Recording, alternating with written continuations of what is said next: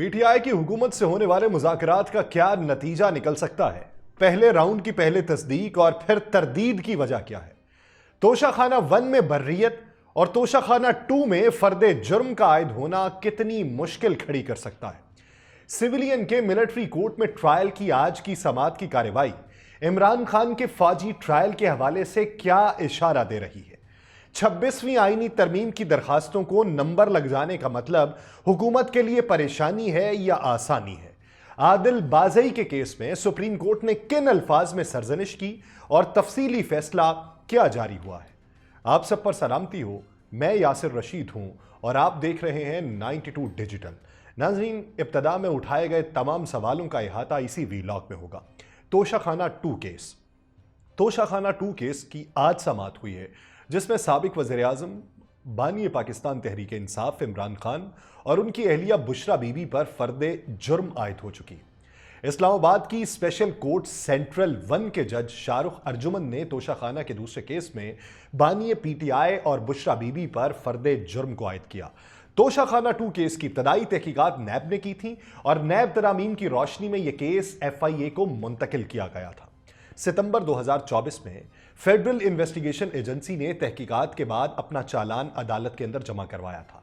वफाकी तहकीकाती एजेंसी तोशाखाना के दूसरे केस में साबिक वज़ीर-ए-आज़म इमरान खान की अहलिया बुशरा बीबी की जमानत जो थी वो मनसूख कराने में नाकाम रही है।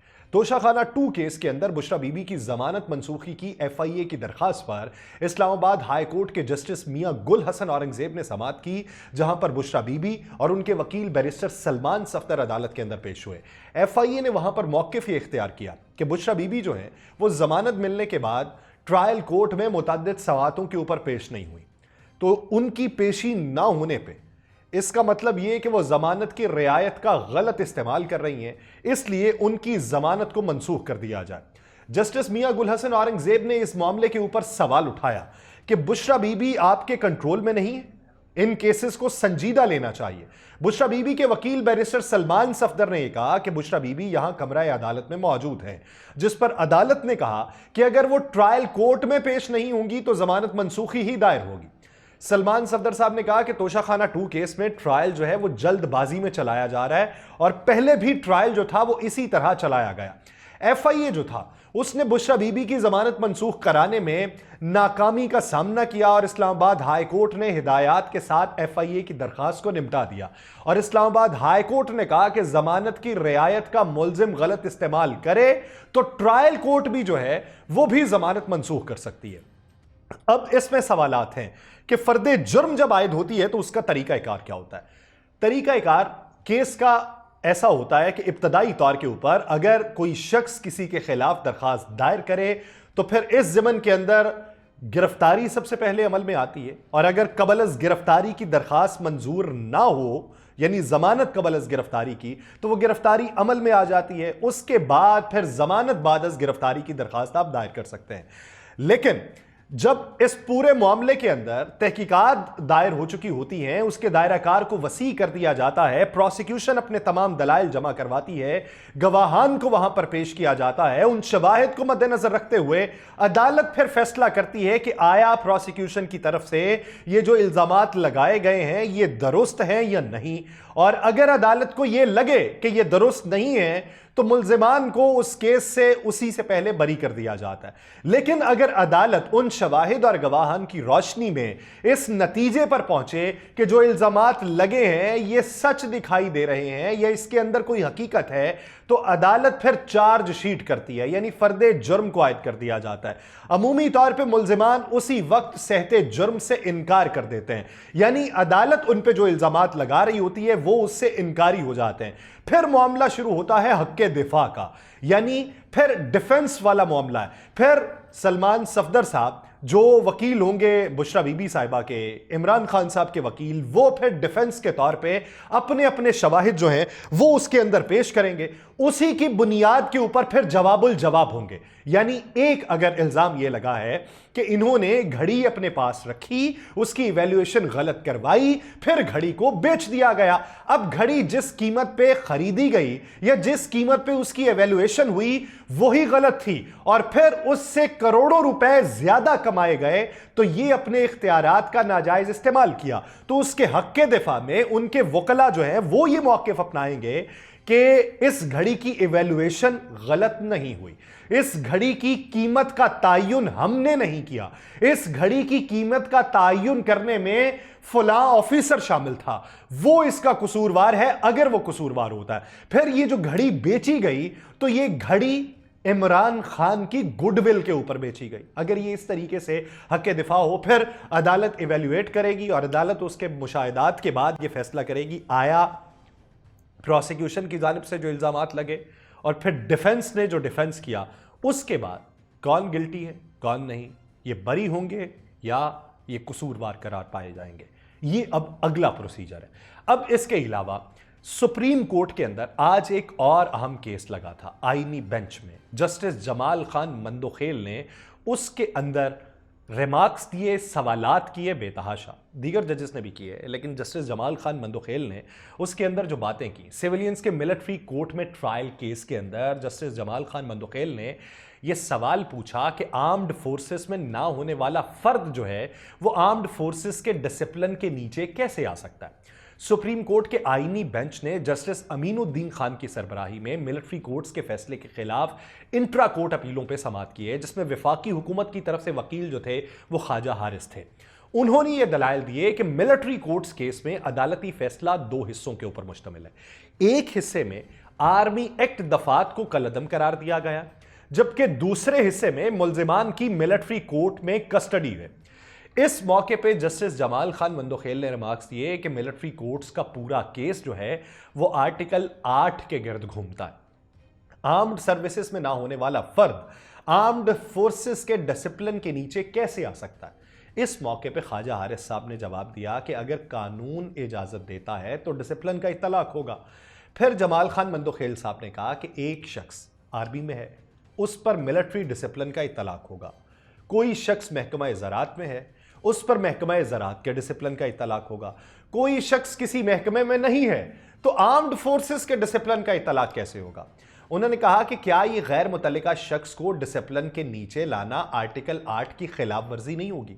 تو خواجہ حارث صاحب نے جواباً کہا کہ مخصوص حالات میں سیولین پر بھی آرمی ایکٹ کا اطلاق ہوتا ہے اور عدالت کے پاس آرمی ایکٹ دفعات کو کالعدم کرنے کا اختیار نہیں ہے. جسٹس جمال خان نے کہا کہ اس طرح تو اگر کوئی اکسانے کا سوچے تو آرمی ایکٹ کا اطلاق ہوگا.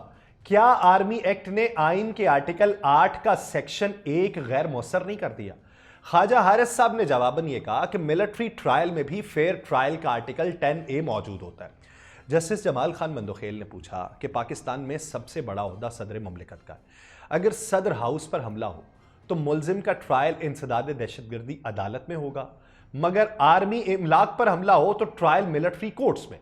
اس پر خواجہ حارث نے کہا کہ یہ فیصلہ قانون سازوں نے قانون سازی سے کیا. جسٹس مسرت ہلالی صاحبہ نے اس موقع پہ کہا کہ ملٹری کورٹس کے زیر حراست افراد کی FIR کی نقول نہیں دی گئی, تو کیا ملٹری کورٹ میں وکیل کی اجازت ہوتی ہے؟ کیا وہاں پہ ملزم کو تمام مواد فراہم کیا جاتا ہے؟ اس پر خواجہ حارث صاحب نے جواب دیا کہ جی, ملٹری کورٹ میں ملزم کو وکیل اور تمام متعلقہ مواد فراہم کیا جاتا ہے. جسٹس جمال نے وہاں پر کہا کہ اگر ایک فوجی اپنے آفیسر کا قتل کرتے تو کیس کہاں پر چلے گا؟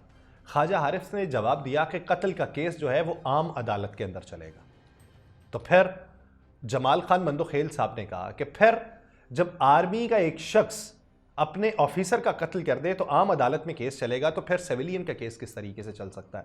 ابھی یہاں تک کہ دلائل ہوئے. سپریم کورٹ کے آئینی بینچ کی جانب سے کیس کی مزید کل تک سماعت جو ہے وہ ملتوی کر دی گئی ہے.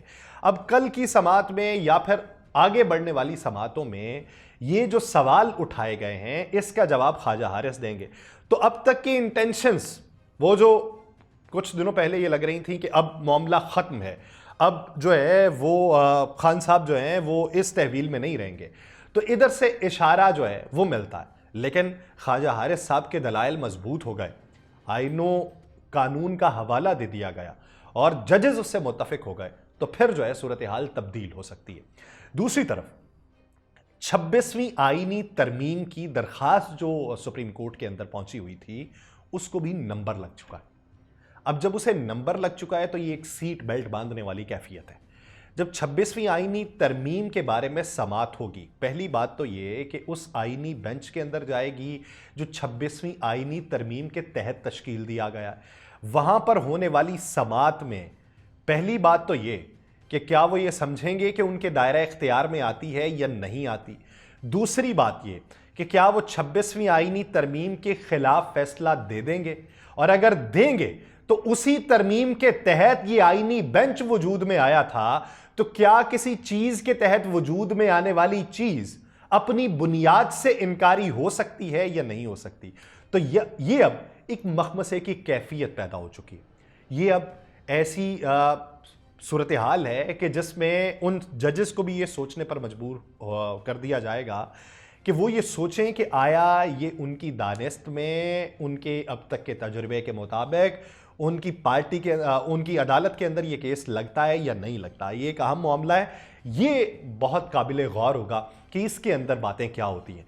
दूसरी तरफ पाकिस्तान तहरीक इंसाफ के हुकूमत के साथ होने वाले मुज़ाकरात के राउंड के हवाले से जो इब्तदाई तौर पे खबरें मंजर आम पे आई, वो तो ये आई थी कि स्पीकर कौमी असम्बली अयाज सादिक और PTI रहनुमा असद कैसर के दरमियान मुलाकात हुई, और असद कैसर जो थे और स्पीकर कौमी असम्बली अयाज सादिक के दरमियान मुलाकात में मुल्की मफाद में मिल बैठकर इत्तफाक राय पैदा करने की बात हुई, और मुलाकात में दोनों तरफ से सख्त मौक़िफ़ रखने वालों को समझाने पर भी इसरार किया गया। ये भी खबर मंजर आम पे आई कि अयाज सादिक ने यह भी तजवीज़ दी कि आप अपनी जमात से सख्त गिर मौक़िफ़ रखने वालों को समझाएं, मैं अपनी जमात के सख्त गिर मौक़िफ़ रखने वालों को समझाऊंगा। इस पर असद कैसर साहब ने कहा कि पार्टी से मुशावरत करेंगे। फिर खबर ये आगे बढ़ती है कि कौम के सामने मुज़ाकराती अमल को शफाफ अंदाज से आगे बढ़ाने पर भी इत्तफाक हुआ। गुज़श्ता रोज़ रात गई ये खबर आई थी कि PTI वफ्द की स्पीकर से मुलाकात हुई, जिसमें मुज़ाकरात के लिए पार्लियामेंट का फॉर्म इस्तेमाल करने पर इत्तफाक हुआ, लेकिन बाद में वज़ीर इत्तलात अता तारड़ साहब आए, उन्होंने PTI से राबितों और मुज़ाकरात की तरदीद कर दी थी। अब जब उनकी तरफ से तरदीद हुई तो उस तरदीद के तनाजुर में कहा क्या गया। अता तारड़ साहब ने कहा कि वज़ीर आज़म शहबाज शरीफ की असद कैसर से मुलाकात नहीं हुई। तो ये बात तो कोई भी क्लेम नहीं कर रहा था। उन्होंने ये कहा कि स्पीकर कौमी असम्बली अयाज सादिक से ताज़ियत के लिए हुकूमत और PTI के लोग भी आ रहे थे। इस दौरान उनकी आपस में मुलाकातें हुई, लेकिन इस बात में कोई हकीकत नहीं कि बाज़ाब्ता मुज़ाकरात शुरू हुए। अता तारड़ साहब ने कहा कि पहले PTI 9 मई और 26 नवंबर के वाक़यात पर शर्मिंदगी का तो इजहार करे। उन्होंने फिर कहा कि PTI वालों की बात का एतबार कौन करे, उनकी गारंटी कौन दे। 26वीं आईनी तरमीम के मौके पर भी ये अपनी बातें मनवा कर आखिरी वक्त में मुकर गए थे। अब जब अता तारड़ साहब ने इस तरह की गुफ्तगू कर दी तो ये इस मुज़ाकराती अमल को सबूताज करने के लिए काफ़ी है, या फिर वो जो यकीन दहानी दोनों शख्सियात ने करवाई, तो एक तरफ से अभी जवाबदही जमा होनी है तो उसके जवाब तक ये हल्की फुल्की मौसीकी जारी रहेगी। लेकिन ज़रा ये बताते हैं कि अगर वो रस्मी मुलाकात भी नहीं थी तो गैर रस्मी भी नहीं थी, उसमें बातचीत तो हुई और आगे बढ़ने के ऊपर इत्तफाक तो हुआ है। दूसरी तरफ पाकिस्तान तहरीक इंसाफ के सेक्रेटरी जनरल सलमान अकरम राजा साहब कहते हैं कि हम हर एक से मुज़ाकरात के लिए तैयार हैं। उन्होंने कहा कि हमसे इस्तीफ़े मांगने की खबर गलत है। इमरान खान ने अपने तमाम कायदीन के ऊपर एतमाद का इजहार किया है। मुज़ाकराती कमेटी कायम करके मुझ समेत दीगर रहनुमाओं को उसमें शामिल किया गया है। जब उनसे पूछा गया कि मुज़ाकरात हुकूमत से करेंगे या फिर किसी और से, तो उन्होंने कहा हम हर एक से बात करने को तैयार हैं। मुज़ाकरात मुमकिन थे और मुज़ाकरात हमेशा होने चाहिए। अब इस ज़मन के अंदर उधर से नरम लहजा मुज़ाकरात के हवाले से अपनाया गया।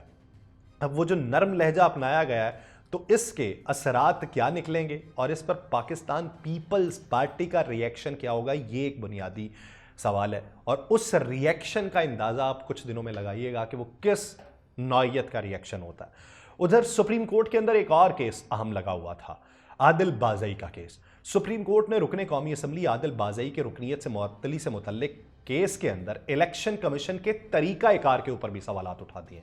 आदिल बाज़ई की रुकनीत मुअत्तली के खिलाफ दरखास्त पर समाअत जो थी वो जस्टिस मंसूर अली शाह की सरबराही में सुप्रीम कोर्ट के 5 रुकनी बेंच ने की। सुप्रीम कोर्ट ने इलेक्शन कमीशन के तरीक़ाकार पर सवाल उठाए। जस्टिस आयशा मलिक ने सवाल पूछा कि आदिल बाज़ई केस में हक़ाइक़ जांचने के लिए कमीशन ने क्या इंक्वायरी की جبکہ جسٹس عقیل عباسی نے ریمارکس دیے کہ بس بڑے صاحب کا خط آیا تو بندے کو ڈی سیٹ کر دیا. یہ نہیں ہو سکتا.